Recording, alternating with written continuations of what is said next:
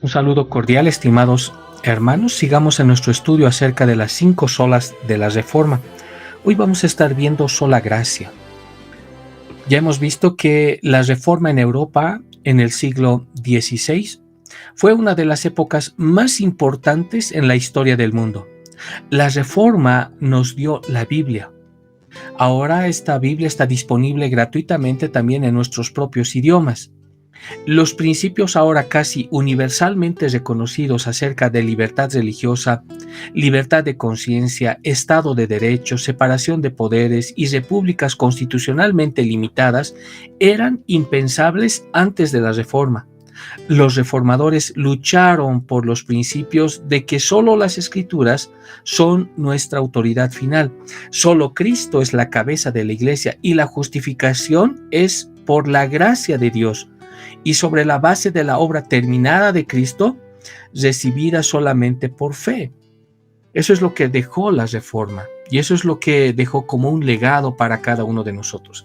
Entonces hay aspectos en los que se fueron desarrollando la Reforma, algunos desarrollos influyentes que precedieron a la Reforma. Hubo una corrupción generalizada del sistema católico romano, el papismo, con supersticiones, con doctrinas no bíblicas enseñadas y puestos en la iglesia a la venta, abiertos al mejor postor. Entonces vemos también más adelante que también se animó a la gente a comprar la salvación con la venta de indulgencias papales. Todo esto estaba sucediendo en la parte ya desde antes de la pre-reforma, en la pre-reforma y en la Reforma. La invención entonces de la imprenta y la impresión del primer libro, una Biblia, en 1546 por Johann Gutenberg, fue un desarrollo muy positivo que hizo posible la rápida difusión de las doctrinas de la Reforma. Y también estuvimos viendo algunos aspectos de Juan Hus también, pero también debemos mencionar a Wycliffe, llamado también la estrella de la mañana de la Reforma. En el siglo XIV, Oxford era la universidad más destacada del mundo y John Wycliffe era su principal teólogo y el principal filósofo. La peste negra, esa peste bubónica que mató a 1/3 de la población de Europa, llevó entonces a este teólogo, llevó a este reformador, a Wycliffe, a escudriñar las escrituras y encontrar la salvación en Cristo. Wycliffe enseñó que el clero de su época era tan corrupto que las autoridades seculares tenían todo el derecho a confiscar sus propiedades. La Iglesia romana en este momento poseía más o menos alrededor de 1/3 de toda la tierra de Inglaterra y estaba reclamando también la exención de impuestos y sin embargo el Papa también reclamaba el derecho de gravar a los ingleses para financiar sus propias guerras. Wycliffe sostuvo que el gobierno inglés tenía la responsabilidad dada por Dios de corregir ahora los abusos de la Iglesia dentro de su ámbito y de destituir de sus cargos a aquellos eclesiásticos que persistieran en esa corrupción, en esa inmoralidad. En 1378, Wycliffe completó un libro, La verdad de las Sagradas Escrituras. Completó su libro. En él escribió lo siguiente. Y dice, cito textualmente, él dice, la Sagrada Escritura es la autoridad preeminente para todo cristiano y la regla de fe y de toda perfección humana. Es necesaria para todos los hombres, no solo para los sacerdotes. Cristo y sus apóstoles enseñaron al pueblo en el idioma mejor conocido por ellos. Por lo tanto, la doctrina no debe ser solo en latín, sino en la lengua vernácula, Cuanto más se conozcan, mejor. Los creyentes deben tener entonces las escrituras en un idioma que entiendan completamente. Eso es lo que escribió Wycliffe en su libro La verdad de las Sagradas Escrituras en 1378. Y enseñó también que las escrituras contienen todo lo que es necesario para nuestra salvación. Todas las demás autoridades deben ser probadas por la escritura. La ley de Cristo es mejor y suficiente, y otras leyes que los hombres no deben tomar, sino como ramas de la ley de Dios. Es lo que expuso en este libro. Y en el sínodo del clero, en 1408 dijo: es peligroso traducir el texto de las Sagradas Escrituras. Decretamos y ordenamos que nadie en el futuro traduzca bajo su autoridad cualquier texto de las Escrituras al inglés o a cualquier otra lengua, a modo de libro, folleto o tratado. Ningún hombre leerá en público o en privado este tipo de libro, folleto, tratado, ahora recientemente compuesto en la época de dicho John Wycliffe, bajo pena de excomunión mayor. Y eso es lo que había expuesto el clero en 1408. En 1428, 44 años después de la muerte de Wycliffe, por orden también del Papa, los huesos ahora de Wycliffe fueron desenterrados y quemados. Como comentó un historiador, dice: quemaron sus huesos hasta convertirlos en cenizas y los arrojaron al Swit, a un arroyo vecino que corre cerca. Así el arroyo llevó sus cenizas al Avon, el Avon al Cerber, el Cerber a los mares angostos y estos al océano principal. Y así las cenizas de Wycliffe son un símbolo de una doctrina que ahora se extiende por todo el mundo. Wycliffe fue el padre de la Reforma, llamado también la estrella de la mañana. Su estrella de la mañana tomaron entonces los reformadores. Los escritos y el ejemplo de Wycliffe inspiraron a John Huss y a Martín Lutero. Y Juan Huss, con lo que estábamos viendo en nuestra anterior sesión, había inspirado entonces a Lutero. Lutero inicia la Reforma. Las condiciones políticas se habían propiciado de forma favorable para iniciar la reforma, lo que Lutero entonces había declarado en la Dieta de Worms. Son las mismas palabras que declaró también Juan Hus, por el cual un concilio, el concilio de Constanza, decidió enviarlo a la hoguera y quemarlo vivo. Juan Hus adoptó la visión de Wycliffe en la Iglesia como una comunidad elegida con Cristo, no el Papa como su verdadera cabeza. Los ardientes sermones de Juan Hus en el idioma bohemio recibieron ese amplio apoyo entusiasta, y Hus creía que los pastores deberían ser ejemplos de integridad temerosa de Dios. Predicó sermones vívidos y accesibles que capturaron la imaginación de la gente. Hus fue descrito por sus seguidores como un reformador apasionado. Ya llamaron a Wycliffe la estrella de la mañana. Juan Hus es llamado un reformador apasionado. Juan Hus vivió durante ese gran cisma cuando Europa se dividió en dos y luego en tres papas rivales que se maldecían mutuamente y de forma muy amarga. Se convocó entonces a un concilio general de la Iglesia en Constanza en el año de 1415 para sanar ese gran cisma que se había desatado desde 1378. Entonces fue en este concilio de Constanza que pretendían poner fin a ese cisma. El mismo concilio había convocado a Juan Hus. El emperador entonces Segismundo había garantizado a Juan Hus un salvoconducto en ambas direcciones, cualquiera que fuere el resultado del caso en su contra, porque lo iban a juzgar. Sin embargo, al llegar Hus, fue encarcelado por orden del Papa Juan XXII. Y a pesar de la garantía imperial de ese salvoconducto, Juan Hus fue llevado a través de un simulacro de juicio en el que no se le permitió ninguna defensa. Hus esperaba entonces presentar sus puntos de vista a las autoridades reunidas, pero en lugar de eso él se encontró como víctima de una cruel inquisición que lo había condenado por herejías en las que no había creído ni enseñado, incluyendo que había afirmado supuestamente ser el cuarto miembro de la Trinidad. Hus oró en voz alta para que Cristo pudiera perdonar a sus jueces y acusadores. Entonces, bajo la presión de retractarse, Hus declaró: yo no me alejaría de la verdad por una capilla llena de oro. La verdad permanece y es poderosa para siempre. Hus dijo que prefería ser quemado en público que ser silenciado en privado, para que toda la cristiandad sepa lo que dije al final. Pero son las mismas palabras también, o en los términos de Lutero, que Lutero va a declarar lo mismo en la Dieta de Worms. Y el 6 de julio de 1415, Hus fue condenado a muerte y llevado a las afueras de la ciudad de Constanza para ser quemado.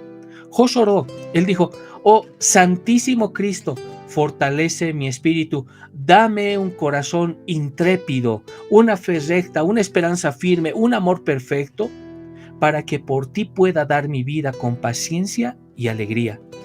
Al llegar al campo de ejecución, Hus se arrodilló y oró. Dios es mi testigo, dijo. Dios es mi testigo de que la evidencia en mi contra es falsa. Nunca he pensado ni he predicado sino con la única intención de ganar a los hombres, si es posible, de sus pecados.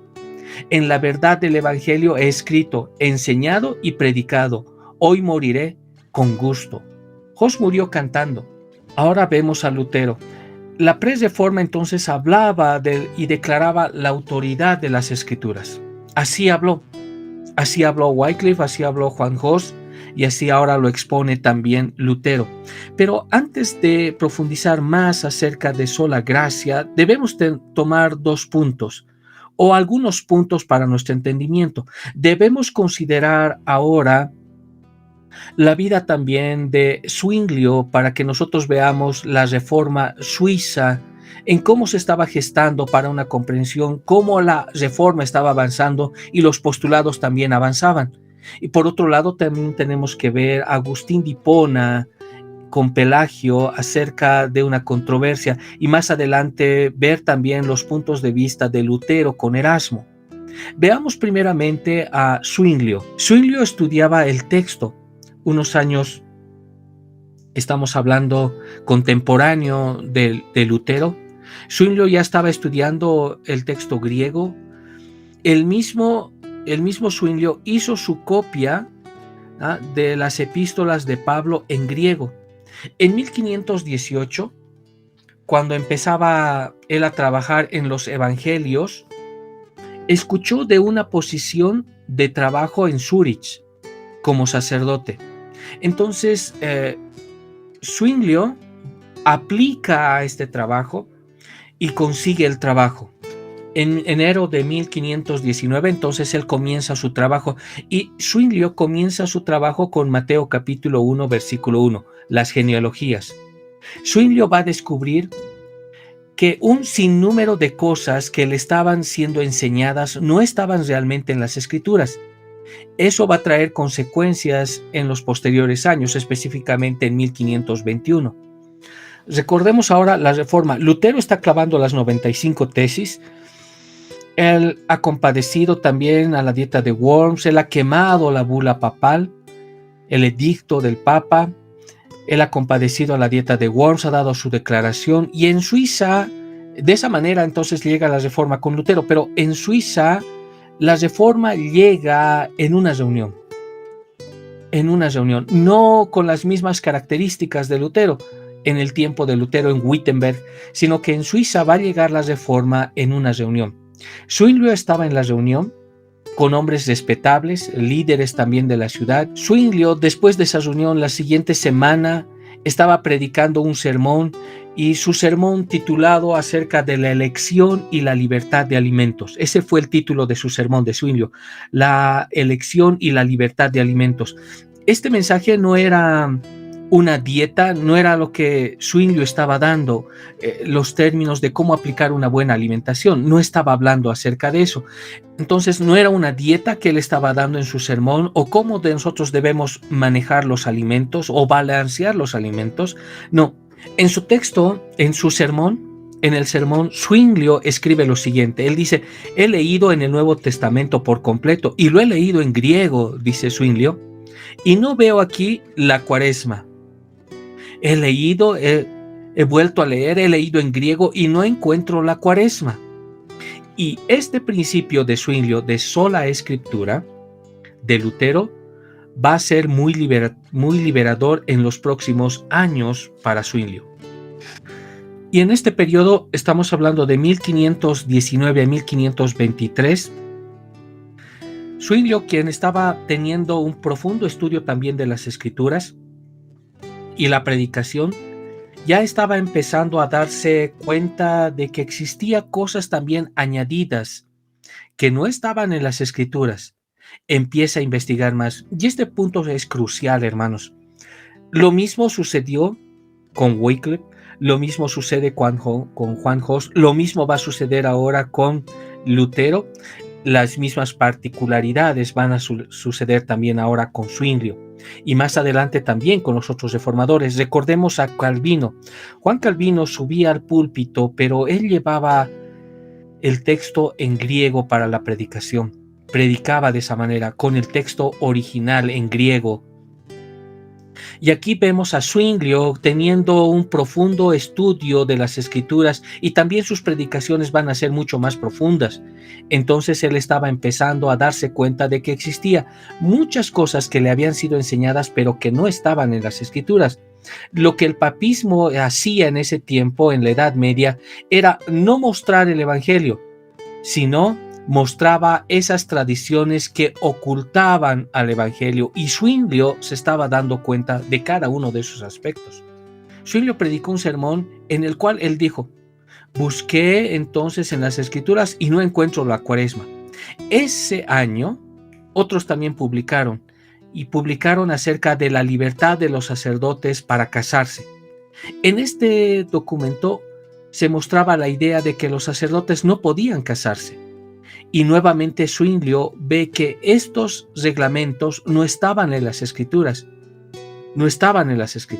Y lo que Zwinglio y otros estaban haciendo era comenzando a realizar una tarea. ¿Qué estaba haciendo Zwinglio?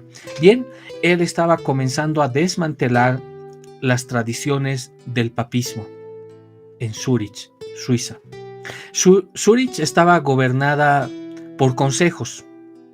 Entonces, todo lo que sucedía en un círculo menor afectaba a todo el resto, y así sucedió. Y lo que sucedía en la iglesia afectaba también a la ciudad. Y aquí se discutieron 3 puntos, o 2 puntos en particulares, en Zúrich. Hubo 2 disputas, llamadas así. Primero, la primera disputa, y segundo, la segunda disputa en 1522. Pero era una disputa entre Zwinglio y otros pastores que fueron reformados también y estaban camino a la reforma. Y fue la disputa también con la iglesia papista, con la iglesia romana. Y Zwinglio en esas disputas ganó. Zwinglio ganó porque él tenía las Escrituras. La gobernación de Zúrich estaba entonces ahora convencida de votar y ser una ciudad reformada. Y así entonces comienza la reforma en Zúrich, y otras ciudades también hacen lo mismo. Van a votar por la reforma, por ejemplo en Ginebra. Ginebra de Calvino, fueron los ciudadanos a la plaza principal del centro y era más o menos como un cabildo que había sucedido. Hicieron un voto de manos levantadas para ser reformados. Es como si alguien preguntara, y realmente preguntó: ¿quiénes quieren ser reformados? Todos levantaron las manos y Ginebra pasó a ser reformada. Luego vamos a ver a Calvino como alcalde, las reformas que va a hacer dentro de la ciudad, es algo apasionante también. Pero Zúrich fue la primera ciudad suiza en ser reformada. Entonces Zwinglio va a echar raíces. Zwinglio va a avanzar en la reforma y ve que en las Escrituras no están los órganos de viento, en la liturgia, en la adoración a Cristo. Y lo que hace básicamente Zwinglio, él agarra un hacha y comenzó a destruir el órgano de la iglesia. También quitó los vidrios catedrales de las iglesias, con las estatuas que había, con todo lo que representaba una distracción y algo falso en el culto a Dios. En 1525 otro grupo va más allá y propone romper también con el Estado. Y este grupo es conocido como los anabaptistas o los anabautistas. Los anabaptistas entonces son aquellos que rechazaron el bautismo de infantes, el paidobautismo, que hablaban los reformadores. Se volvieron entonces a rebautizar entre ellos y por eso son llamados anabaptistas. rebautizadores. De los bautistas va a salir un grupo o se convierten también en lo que nosotros conocemos ahora como los menonitas. También van a salir los grupos como los Amish, entre otros que hemos hablado también en nuestra anterior sesión. Zwinglio tenía entonces correspondencia con Lutero en 1520 y en 1520 Lutero publica su visión acerca de la Cena del Señor y va a rechazar el punto de vista del papismo. Zwinglio difirió de Lutero y del papismo. Él habló acerca del punto de vista memorial acerca de la Cena del Señor. Entonces, lo que estaba sucediendo ahora con Alemania y lo que estaba sucediendo con Suiza, los líderes ahora que querían unificar las iglesias, la iglesia luterana la iglesia luterana en Alemania, los reformadores en Suiza, los líderes de ambos lados de Alemania y Suiza querían entonces unificar la iglesia para hacer un solo frente, no solamente contra el romanismo, no solamente contra el papismo, sino contra la invasión islámica. Por lo tanto, entonces llevan a cabo un coloquio de Marburgo en 1529. Va a reunir a Lutero y a Zwinglio y a otros también para hablar acerca del primer punto, la Cena del Señor. Y cuando Zwinglio estaba dando su explicación acerca y su punto de vista acerca de la Cena del Señor, Lutero con un puñal escribe en la mesa la presencia real y Lutero regresa entonces a Alemania, sale intempestivamente de la reunión, regresa a Alemania y Zwinglio regresa a Zúrich. Y la iglesia luterana y la iglesia reformada entonces no van a llegar a ningún acuerdo. Juan Calvino no estaba ahí, pero él escribió acerca de su punto de vista, acerca también de la Cena del Señor. Lutero entonces le escribe a Calvino, diciéndole que ojalá hubiera él estado ahí, se hubiera propiciado un acuerdo entre Lutero y Zwinglio con el punto de vista de Calvino. En 1530, la batalla de Campbell, Zwinglio estaba de capellán en esa batalla. Y en esa batalla lo sorprendieron en un tiroteo y muere en el campo de batalla. Lutero se anoticia de su muerte y fue como: me alegro por él. ¿Él qué hacía en esa batalla? Zwinglio estableció entonces una escuela. De Professan era la escuela de Zwinglio.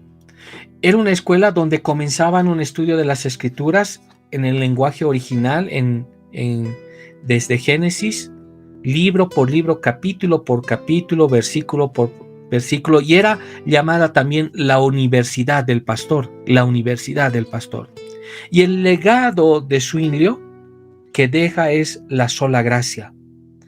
Zwinglio deja ese legado porque una vez que tenemos nosotros la palabra, que volvemos a la palabra, volvemos a las Escrituras, encontramos algo. No a un Dios legalista, sino a un Dios lleno de gracia. Y ese fue el legado de Zwinglio, la sola gracia. Veamos ahora otro aspecto. Veamos ahora a Agustín de Hipona y Pelagio para tener en cuenta el pensamiento reformado acerca de sola gracia.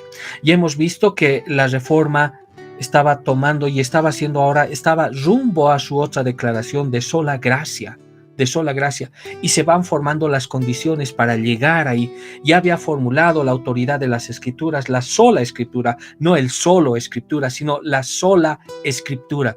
Ahora el camino acerca de sola gracia se va gestando. Ya hemos visto ahora en la vida de Zwinglio cómo se gesta esto, pero veamos otro aspecto más, cómo los reformadores ahora en esa época entendieron la sola gracia, tomando ahora Agustín de Hipona y la controversia con Pelagio.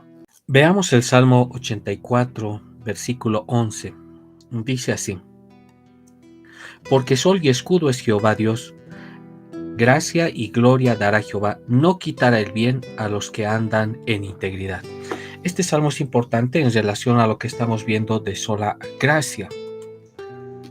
Cuando el estudiante de las Escrituras trata el concepto de gracia, como lo estamos viendo ahora en las solas de la Reforma, se debe hacer una pequeña distinción o se debe hacer una distinción en el estudio entre la sola gracia que estamos viendo o la gracia sola que vamos a ver también y las doctrinas de la gracia que vamos a tratar en otro estudio. En un intento entonces de no reproducir las ideas de la doctrina de la gracia acerca de gracia irresistible y junto con la depravación total aquí, será más útil, sin embargo, simplemente cuando estamos hablando de sola gracia, va a ser útil simplemente esbozar lo que la Reforma quiso decir cuando sostuvo la sola fide como continuación de sola escritura y la sola Christus. Solo a través de la Biblia, entonces encontramos la salvación solo en Cristo y solo por la gracia de Dios. La palabra solo, sola, nos presiona entonces a nosotros a conceptos que se entrometerían en esas ideas tan importantes de solo. Por ejemplo, la Biblia más otros libros, no hay salvación. Cristo más yo, no hay salvación.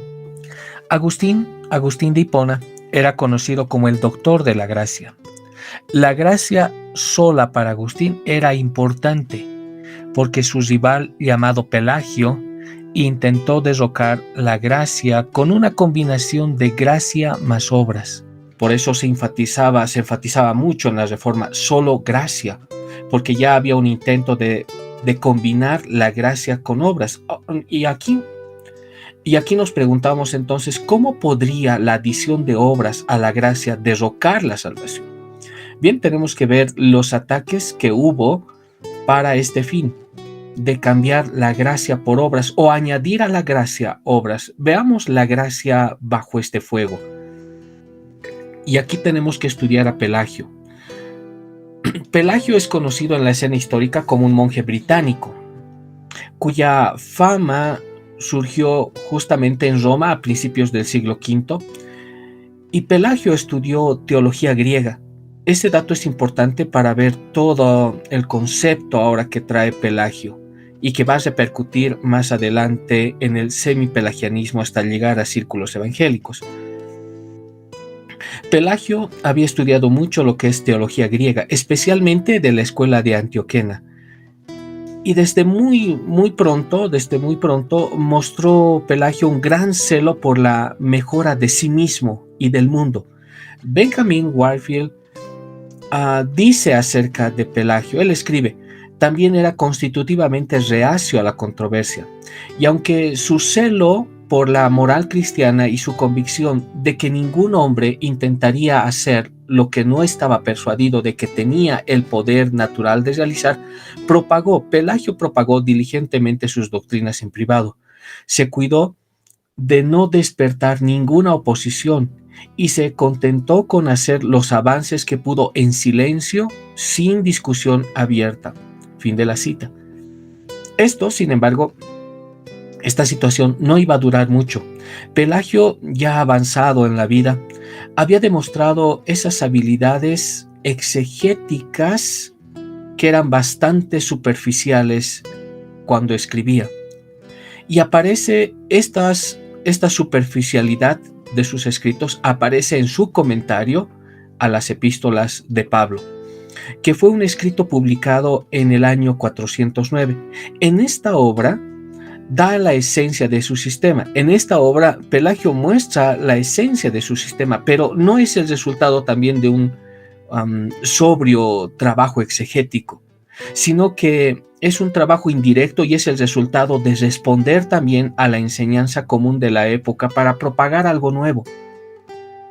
Pelagio trabajó de forma tranquila y pacíficamente por la mejora entonces de la moral corrupta del catolicismo romano y convirtió al abogado Coelestius, de nacimiento distinguido, pero por lo demás era un total desconocido.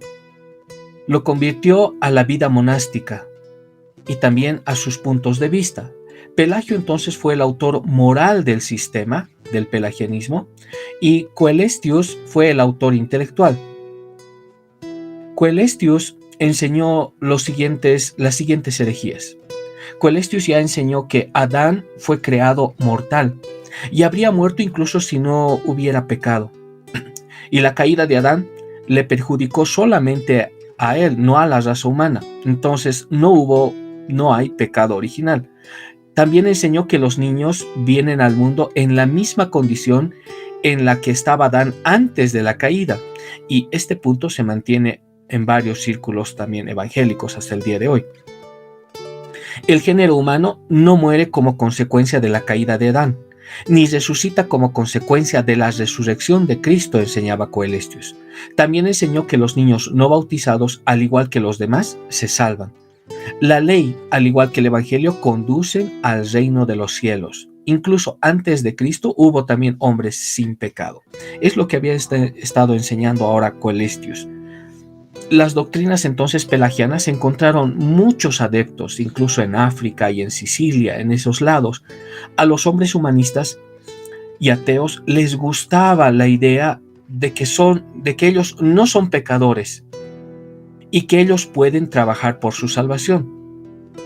Agustín escribió varios tratados para refutar estas ideas ya en los años 412 y 415.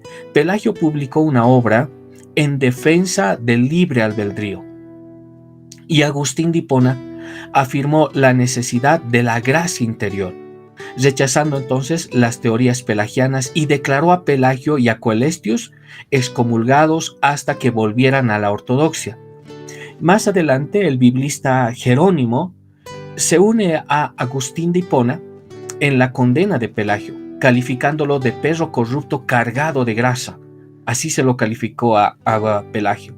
La herejía pelagiana fue condenada oficialmente en el Concilio de Éfeso en el 431.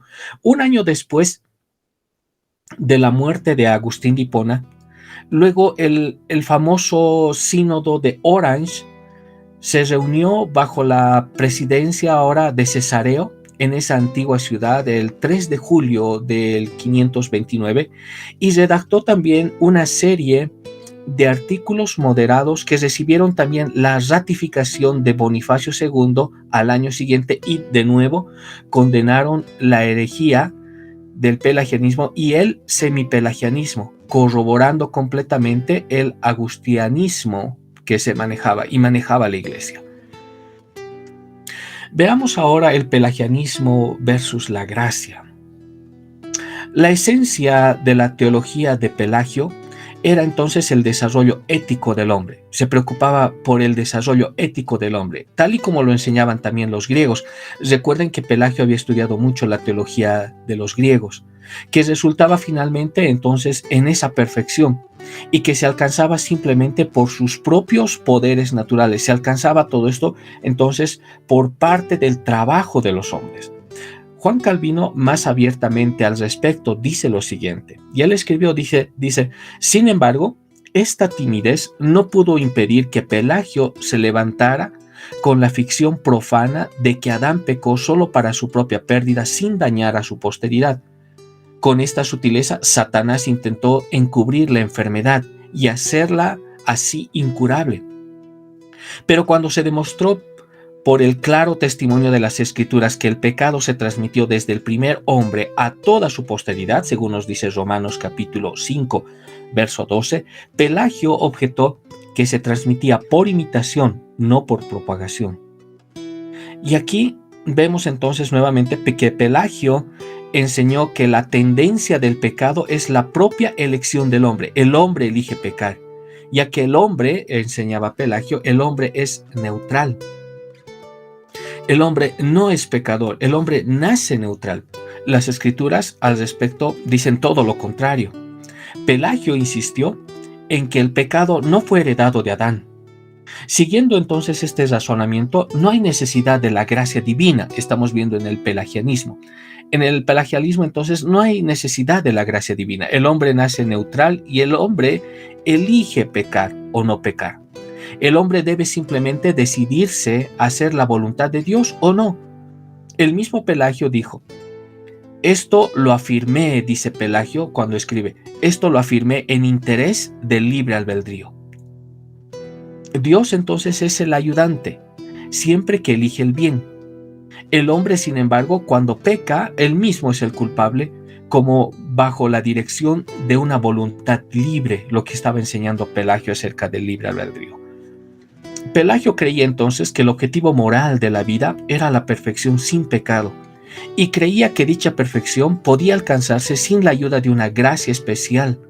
La lógica entonces que utilizaba era que los mandatos bíblicos que están en las Escrituras, como por ejemplo en Mateo capítulo 5 verso 48, que nos dice: sed pues perfectos como vuestro Padre Celestial es perfecto, estas enseñanzas implicaban entonces la capacidad por parte del oyente de obedecer el mandamiento. Además, Pelagio enseñaba que los pecadores mueren por su propio pecado, no por el pecado de Adán. Sin embargo, el único remedio para los pecadores es la justificación por la fe. Los principios claves entonces de la doctrina de Pelagio sobre el pecado son resumidos por Coelestius de la siguiente manera. Él dice: el pecado de Adán le perjudicó solo a él, no a la raza humana, y la ley conduce al reino, al igual que el Evangelio. En otras palabras, lo que estaba diciendo Pelagio, que hay obras. Pelagio defendía que al seguir los mandamientos bíblicos, si debemos, entonces podemos. Entonces el hombre aporta a su salvación. Y Pelagio enseñó también que el pecado de Adán se afectó solo a sí mismo. Los niños nacen en el mismo estado moral en el que Adán fue creado. Todo hombre posee capacidad para pecar o para arrepentirse y obedecer cuando quiera. Es lo que enseñaba, que el hombre nace neutral. Pero vemos por el testimonio de las Escrituras que la Biblia se opone firmemente a estos principios de Pelagio. La responsabilidad, dijeron, está en proporción exacta a la capacidad, y las exigencias de Dios se ajustan a las diversas capacidades, tanto morales como constitucionales, y a circunstancias de los hombres. Entonces, estimados hermanos, para el estudiante de las Escrituras, para el estudiante reformado, las diferencias entre el agustianismo y el pelagianismo deberían ser evidentes para proseguir en nuestro estudio. Para comprender un poco más acerca de estos puntos, veamos este gráfico, un gráfico que significa el agustianismo, el otro el semipelagianismo y el otro el pelagianismo. Los tres círculos son útiles ahora para pensar en cómo el pecado afecta al hombre y cómo se aplica o no la gracia. Y esto es importante para tener nuestro concepto acerca de cómo los reformadores defendieron entonces sola gracia. En el primer círculo tenemos al agustianismo, que está totalmente negro. Representa el pecado del hombre, que es total.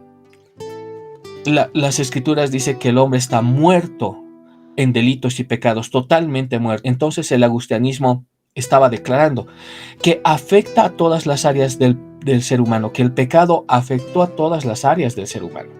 En relación entonces con el pecado original, el agustianismo enseña que por el pecado de Adán, en el que todos los hombres juntos pecaron, el pecado y todos los demás castigos positivos del pecado de Adán vinieron al mundo. Por él, entonces, la naturaleza humana ha sido corrompida tanto física como moralmente en todas las facultades de su ser.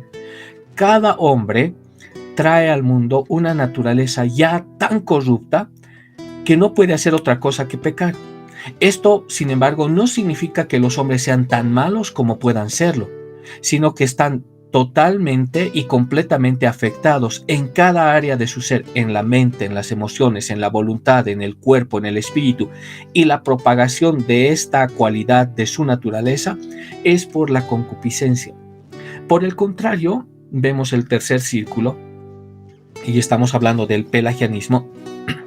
El pelagianismo enseña que por su transgresión, Adán solamente se perjudicó a él mismo, no a la posteridad. Los hombres no son pecadores por culpa de Adán. Los hombres son pecadores porque pecan. Recuerden que el pelagianismo estaba enseñando que el hombre nace neutral y el hombre peca, el hombre es pecador porque peca. Este es un círculo limpio con manchas que solo aparece cuando los hombres, estas manchas solamente aparecen cuando los hombres pecan. Con respecto a su naturaleza moral, entonces todo hombre nace precisamente en la misma condición en la que Adán fue creado. Por lo tanto, entonces, no existe el pecado original en el pelagianismo. Finalmente, tenemos el círculo 2 y estamos hablando del semipelagianismo. En el segundo círculo hay una mezcla, oposición mediadora, si quisiéramos verlo de esa manera, entre el agustianismo y el pelagianismo, llamada también semipelagianismo o llamada también más adelante arminianismo. Aunque algunos difieren en este punto, pero esencialmente el semipelagianismo y el arminianismo son lo mismo con respecto a la caída del hombre y el pecado. Hablan lo mismo. ¿Qué dice el semipelagianismo? Nos dice que Adán cayó y afectó a toda su posteridad. Pero en la caída hay un pequeño lugar donde el hombre es capaz de ejercer una voluntad neutral. Entonces, en esa voluntad neutral puede elegir. Entonces existe ese libre albedrío. Puede elegir el bien o el mal. Puede aceptar a Cristo, como se dice, o rechazarlo. Eso está representado en el círculo con un pequeño espacio en blanco. El espacio en blanco es la bondad inherente del hombre que no ha sido contaminada por la caída de Adán. Entonces, si bien, dice el semipelagianismo, el hombre ha caído, no total. La caída no fue total porque existe una área donde él puede responder. Él puede en esa área decidir. En relación entonces con el libre albedrío, el agustianismo enseña que por la transgresión y el pecado de Adán, la libertad, es decir, el liberium arbitrium de la voluntad humana, se ha perdido por completo. En su actual estado corrupto, el hombre solamente puede querer y hacer el mal. Y el pelagianismo enseña que la voluntad del hombre es libre. Todo hombre tiene el poder, dice el pelagianismo, de querer y hacer el bien, así como lo contrario. Por lo tanto, depende de sus propias acciones si es bueno o malo. El hombre pues entonces se convierte en la medida de sí mismo. Entonces el hombre es el juez de lo que hace bien y de lo que hace mal. En relación con la gracia, el agustianismo enseña que si el hombre en su estado actual quiere y hace algo bueno, esto es simplemente o maravillosamente es la obra de la gracia de Cristo obrando ese bien. Es una operación interna, es una operación secreta y es una operación maravillosa de Dios en el hombre. Esa es una obra que procede y acompaña. Es una obra que precede y acompaña. Por la gracia precedente o regeneradora, el hombre entonces alcanza la fe. Alcanza la fe por la cual llega entonces a comprender lo que es bueno y por la cual también se le da la capacidad de querer el bien. Necesita entonces la gracia cooperadora para la realización de cada acto bueno individual después de haber sido cambiado por la gracia de Dios. Así como el hombre no puede hacer nada sin la gracia, tampoco puede hacer nada en contra de ella. ¿Por qué? Porque la gracia es irresistible. Puesto que el hombre por naturaleza no tiene ningún mérito, no se puede tener ningún respeto a la disposición moral del hombre al impartir la gracia, pero Dios actúa según su propia voluntad. Entonces, aquí el pelagianismo enseña que aunque por el libre albedrío, que es un don de Dios, el hombre tiene la capacidad de querer y hacer el bien sin la ayuda de Dios, sin embargo, para facilitar ese cumplimiento, Dios reveló la ley y la instrucción y el ejemplo de Cristo para que le ayuden, e incluso las operaciones sobrenaturales de la gracia le son impartidas. La gracia, en el sentido más limitado, o sea, esa influencia de la gracia, se da solamente a aquellos que la merecen. Por ejemplo, por un empleo fiel de las propias facultades. Sin embargo, el hombre aún puede resistirse a ella. Entonces, en el pelagianismo, Dios no es soberano, porque podemos resistir a su gracia. Pero aquí avanzamos más. Entonces, ¿qué es la gracia? El centro del agustianismo, o la enseñanza bíblica de la gracia, se fundamenta en la Biblia y en el mensaje central del Evangelio de Jesucristo en el pacto de la gracia gratuita de Dios. El centro del mensaje bíblico del Evangelio es la obra realizada por el Dios de la Biblia. Y el centro del Dios de la Biblia está en la naturaleza y la obra de Dios como el único soberano del universo. En este Dios soberano entonces encontramos la libre gracia redentora de Dios en Jesucristo operando a través de la iglesia real, operando a través de la iglesia histórica mediante el pacto de Dios con los hombres pecadores elegidos para su gloria. En el artículo 1 del Sínodo de Dort habla de esta gracia en términos muy claros. El Sínodo de Dort dice: antes de la fundación del mundo, por pura gracia, según el libre beneplácito de su voluntad, eligió en Cristo para la salvación a un número determinado de personas particulares, de todo el género humano, que había caído por la propia culpa de su inocencia original en el pecado y en la ruina. ¿La gracia es natural o sobrenatural? Veamos que la gracia natural es la que se otorga al hombre y a la naturaleza, en otros términos también llamada más adelante gracia común. Todo lo que se da a la humanidad en general, que es bueno, como el aire para respirar, los alimentos para comer, el trabajo, el sol, todo lo que vemos es producto de la gracia de Dios. Es una gracia natural que es otorgada a todos. Es una idea general de la gracia. Algo que Dios no necesita dar, que fue dada a Adán en el jardín y posteriormente dada a toda su posteridad, aunque el pecado ha deformado su recepción para nosotros ahora. En cambio, la gracia sobrenatural o gracia salvífica es una gracia más que permite al pecador tener fe y creer en el Evangelio. Es una gracia que Dios concede a algunos.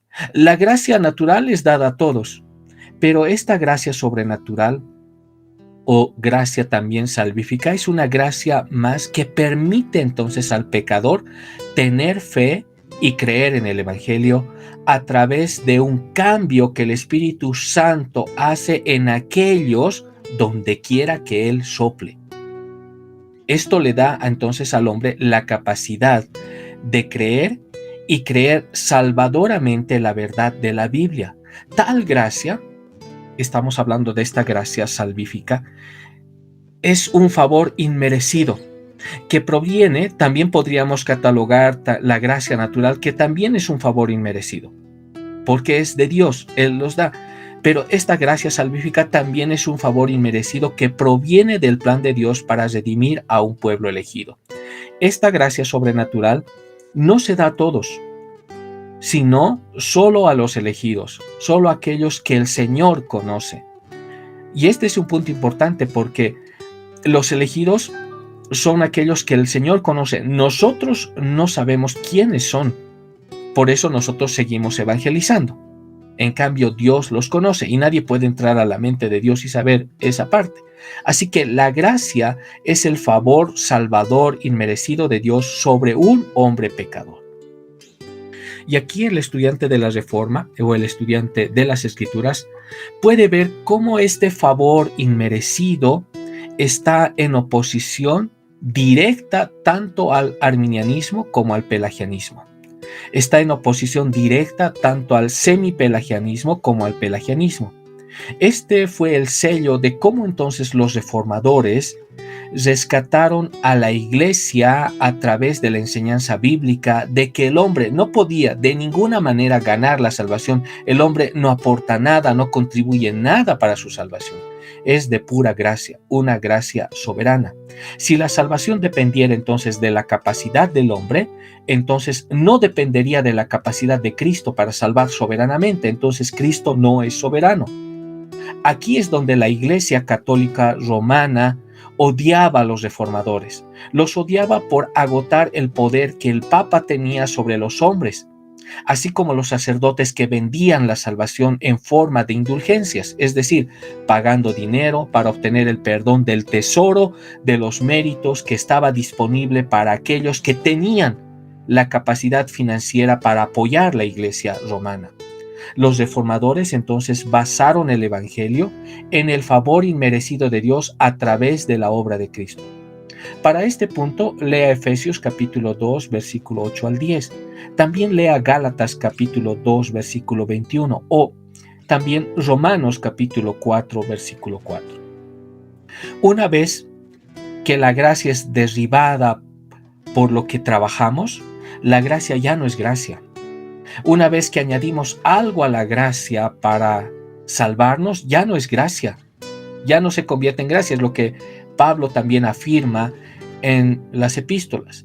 Esto derriba entonces el mensaje del evangelio y pone a la salvación en algo que los hombres pueden trabajar, ya sea en una obra, 2 obras o miles de obras. Entonces el hombre puede ganar su salvación aportando algo, decidiendo.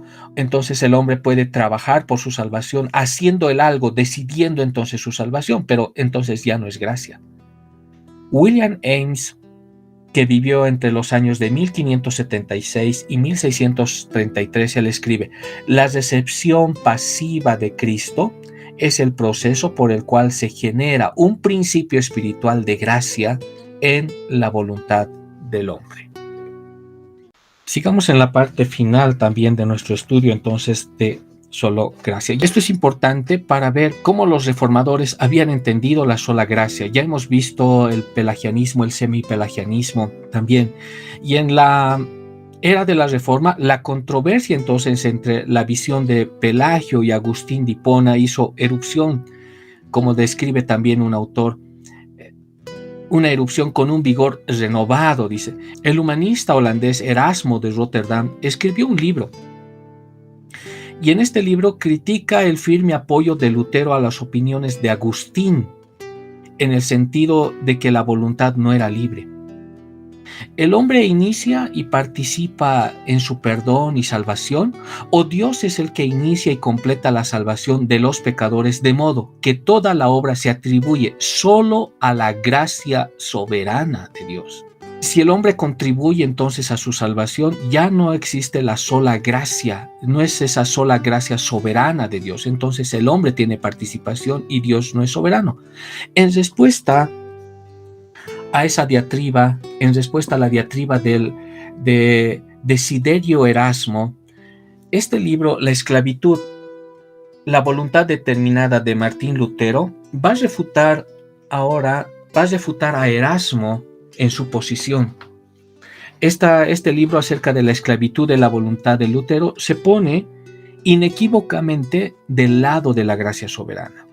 Quien escribió más acerca del libre albedrío, quien escribió más acerca de la predestinación, para muchos es Lutero. Muchos hablan acerca de que el calvinismo inventó esto. No, pero eso ya estaba, ni siquiera es invento de Calvino, ni siquiera lo propagó Calvino. El que habló más acerca de esto fue Martín Lutero. Y Martín Lutero habló lo que justamente hablaba la patrística. Y ni siquiera esa doctrina es parte de la patrística, sino es parte de las mismas escrituras. Lutero insistió en que un pecador no puede proporcionar o incluso apoderarse de un remedio salvador. Al decir esto, Lutero atacó el sistema católico romano de indulgencias, de peregrinaciones, de penitencias, de ayunos, de purgatorio y, en especial, la mariolatría. Vio que la única forma de derrotar el sistema basado en las obras de Roma era atacar la raíz de la controversia, la gracia gratuita versus el libre albedrío. En el libro de Erasmo, en la diatría sobre el libre albedrío, en este libro empieza con unas palabras de Erasmo, en las que en este libro él reconoce que será criticado justamente por atacar a Lutero. Él dice como una mosca que intenta atacar a un elefante. No obstante, Erasmo profesó un gran respeto por Lutero y realmente creyó que Lutero recibiría de buen ánimo este intercambio de ideas. La reacción de Lutero fue distinta. Lutero reaccionó con una denuncia realmente estruendosa a Erasmo. Él escribió entonces su libro, como hemos visto, La voluntad determinada, va a refutar la diatriba de Erasmo de Rotterdam. Sin duda alguna, fue una de las mejores obras de Lutero, aunque él mismo afirma esto, fue una de las mejores obras. Y por esta razón, entonces, merece que estudiemos un poco acerca de las respuestas que hace Lutero y Erasmo. Lutero y Erasmo habían sido amigos durante mucho tiempo. Y por cierto, Erasmo había preparado también el camino para las reformas de Lutero. Y él había publicado también una nueva edición del Nuevo Testamento en griego. Y esta edición del Nuevo Testamento en griego es la que va a leer también Zwinglio para que empiece la reforma. Alguien dijo, Erasmo puso el huevo y Lutero lo incubó. En esta diatría acerca del libre albedrío, a Lutero le era indiferente que un hombre tenga o no la libertad de escoger entre estar en el sol o no estar en el sol o quedarse en casa. Eso no era una discusión, eso no entraba en juego. Lo que estaba en juego es la pregunta que si un hombre puede por su propia cuenta alejarse del pecado y volverse a Dios. Y en segundo lugar, Lutero y Erasmo estaban hablando acerca también del poder que tiene o no la voluntad de los no creyentes. Por ende, entonces, el debate que surge entre Erasmo y Lutero acerca del libre albedrío estaba centrado en la cuestión de que si la persona no convertida, la persona incrédula, puede contribuir de alguna manera a su salvación. Erasmo quería decir que el hombre, aunque está caído, dice, puede contribuir a su salvación. Lutero argumentó esta parte y dijo que el hombre es pasivo a la salvación, porque se trata de una obra soberana de Dios. El hombre está muerto y como hombre muerto no puede hacer nada más, sino que esperar que alguien externo a él le dé la vida, y este es Dios. Ya en el siglo XVII, el calvinismo o la Reforma había recibido ya oposición en los Países Bajos. Más adelante, Arminio, un discípulo de Teodoro Beza, a su vez que era seguidor también de Calvino, él fue persuadido de aceptar la doctrina del libre albedrío y la gracia universal que hemos visto, que estaba fundamentada ya en Pelagio. La gracia, como vemos ahora, la gracia se define más comúnmente entonces como el favor inmerecido de Dios. Pero como vimos anteriormente, esta definición de favor inmerecido no es suficiente. El bautista calvinista del siglo XIX, William Newman, expresó esta idea de esta manera. Él dijo, la gracia es el favor gratuito de Dios conferido a los indignos. Entonces, los que reciben la gracia no son simplemente pecadores indefensos que no la merecen. Este es un punto importante. Entonces, los que reciben la gracia no son simplemente pecadores indefensos que no la merecen. Y aquí debemos aclarar lo siguiente. Dios no le debe salvación a nadie. A nadie. Y los que reciben la gracia no son simplemente pecadores indefensos que no la merecen, sino que son rebeldes, hostiles contra Dios, con malos corazones y malos antecedentes.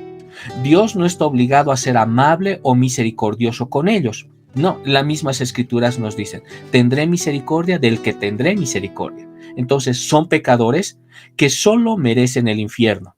Sí, eso es cierto. Pero de acuerdo con su naturaleza, Dios derrama un amor totalmente inmerecido sobre ellos y al hacerlo sus vidas cambian para siempre, como Efesios capítulo 2 versículo 4 al 5 nos dice, y aquí es de un corazón lleno de rica misericordia y gran amor que Dios salva y rescata, libera a los pecadores solo por su gracia, la gracia de Dios, no una gracia del hombre y de Dios. Aunque son estos hombres pecadores desagradables y repugnantes para Dios a causa de su pecado, Dios muestra amor hacia ellos.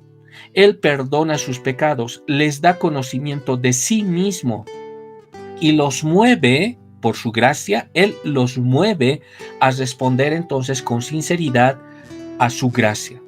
Por gracia soberana gratuita, entonces, por lo tanto, queremos decir que el Dios supremo del cielo y la tierra, Él es soberano. Y la teología reformada enseña que si experimentamos tal gracia soberana, entenderemos lo que realmente significa. Nos daremos cuenta de que si no es libre y no es soberana, no puede ser gracia. Si esta gracia no es libre y no es soberana, no puede ser gracia. Si esta gracia se le añade algo más, ya no es gracia. Dios nos salva no por algo posible o real, previsto o predeterminado en nosotros, sino totalmente de acuerdo a su soberana y amoroso beneplácito.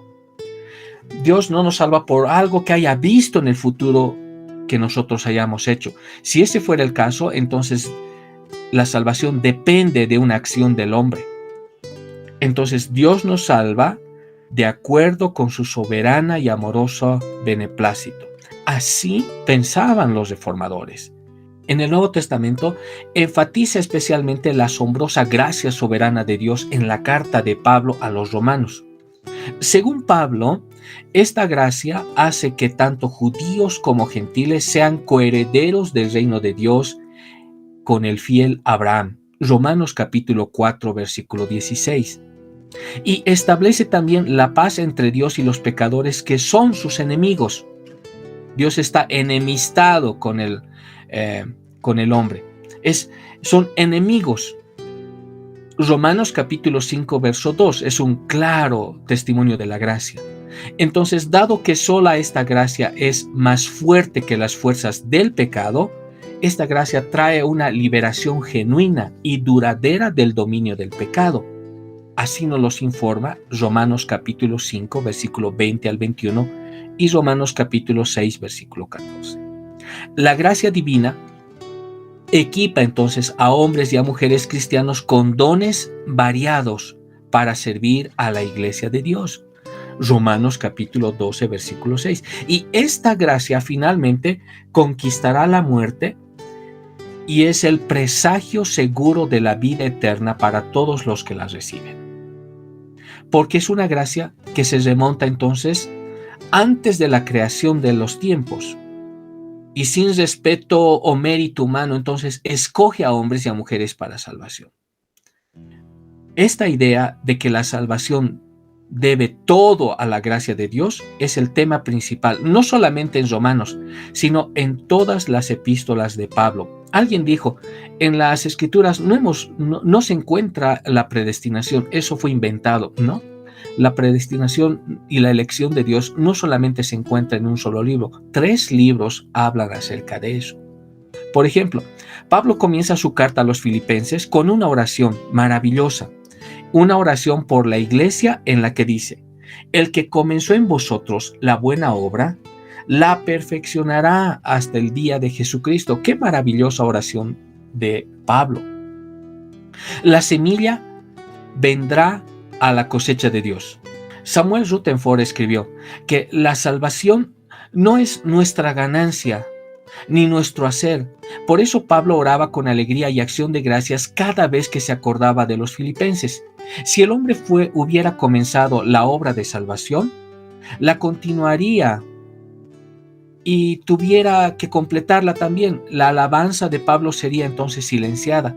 Pero como la salvación brota ahora de una obra divina que persiste día a día a pesar de las luchas y los contratiempos también que tiene el hombre, obra con toda certeza y se perfeccionará en el gran día. Todo es para la alabanza de la gloria del Dios Trino. Por eso Pablo entonces da gracias por todas las doctrinas de la gracia y se llena de alegría cada vez que piensa en los creyentes que son atraídos por Cristo. Al aferrarnos entonces a la gracia de Dios, nosotros, como Pablo, podemos ser cristianos gozosos que confiesan victoriosamente, dice, si Dios es por nosotros, ¿quién contra nosotros? ¿Por qué? Porque la gracia nos llama, nos regenera, nos justifica, nos santifica, nos preserva. Necesitamos que la gracia nos perdone, que nos devuelva a Dios, que sane nuestros corazones quebrantados y que nos fortalezca en tiempos de tribulación y de guerra espiritual. Solo por la gracia soberana y gratuita de Dios podemos tener una relación salvadora con Dios. Solo a través de la gracia podemos ser llamados a la conversión. Solo por la gracia podemos ser llevados o llamados a la santidad, al servicio o al sufrimiento. La gracia soberana entonces aplasta nuestro orgullo, nos avergüenza y nos humilla. Queremos nosotros ser los sujetos, pero no los objetos de la salvación. Queremos ser activos, no pasivos. Queremos tener un aporte en la salvación, pero no queremos recibir del Señor. Resistimos la verdad de que solo Dios es el autor y el consumador de nuestra fe. Por naturaleza, nos rebelamos contra la gracia soberana, pero Dios sabe cómo romper nuestra rebelión y hacernos amigos de esta gran doctrina. Cuando Dios enseña entonces a los pecadores que su esencia misma es depravada, la gracia soberana se convierte en la doctrina más alentadora posible. Sabiendo cómo es mi estado y cómo el Señor, a pesar de eso, me amó, realmente eso se convierte entonces en un gran aliciente. La gracia soberana se convierte en la doctrina más alentadora posible. De la elección a la glorificación, la gracia reina. Juan capítulo 1, versículo 16 dice que recibimos gracia por gracia, gracia sobre gracia, que literalmente significa gracia frente a la gracia. La gracia sigue a la gracia en nuestras vidas. La gracia es el principio divino sobre el cual Dios nos salva. Es la provisión divina en la persona y obra de Jesucristo. Es la prerrogativa. La gracia divina es la prerrogativa de Dios, que se manifiesta en la elección, en el llamamiento y en la regeneración. Y es el poder divino también que nos permite a nosotros abrazar libremente a Cristo para que podamos vivir, sufrir, incluso morir por Él y ser preservados en Él por la eternidad. Los reformados entendieron esta parte y entendieron que sin la gracia soberana todos estarían eternamente perdidos. La gracia, cuando se le añade algo más, ya no es gracia. Por eso exclamaron y dijeron solo gracia. Porque si la gracia tiene algo más para la salvación o depende de alguien más, ya no es gracia. La salvación es todo de gracia y toda es de Dios. La vida entonces debe venir de Dios antes de que el pecador pueda levantarse de la tumba, porque el hombre está muerto. Si alguien va a tener vida espiritual, esta debe venir de afuera. Y es algo que alguien hace sobre el muerto, porque el muerto no puede responder. Y ese es Dios. La vida debe venir entonces de Dios antes que el pecador pueda levantarse de la tumba. El pecador no puede darse vida a sí mismo, no puede tomar una decisión. Él debe esperar que algo suceda de afuera para tener vida. Nuevamente, por eso la vida debe venir de Dios antes que el pecador pueda levantarse de la tumba. La gracia gratuita reclama entonces por expresión que la iglesia de hoy, las decisiones humanas, las manipulaciones de la multitud y los llamados al altar no van a producir verdaderos convertidos. Solo el Evangelio, ese Evangelio antiguo de la gracia soberana, va a capturar y va a transformar a los pecadores para el poder de la palabra y el Espíritu de Dios. Nos preguntamos, ahora la pregunta para nosotros, ¿qué también nosotros entendemos y vivimos de acuerdo con la sola gracia? ¿Hemos aprendido por experiencia que la gracia hace todo por nosotros? Hasta aquí hemos de quedar con nuestra comprensión de solo gracia que se entendía de esa manera en la Reforma. Nuestro próximo paso tiene que ver ahora con la sola fide en nuestra próxima sesión. Muchas gracias por haberme escuchado. Si tiene alguna pregunta, hágala. Les recomiendo que la haga, porque nos sirve como base para que podamos nosotros responder o integrar también la respuesta dentro de la exposición. Que Dios les bendiga.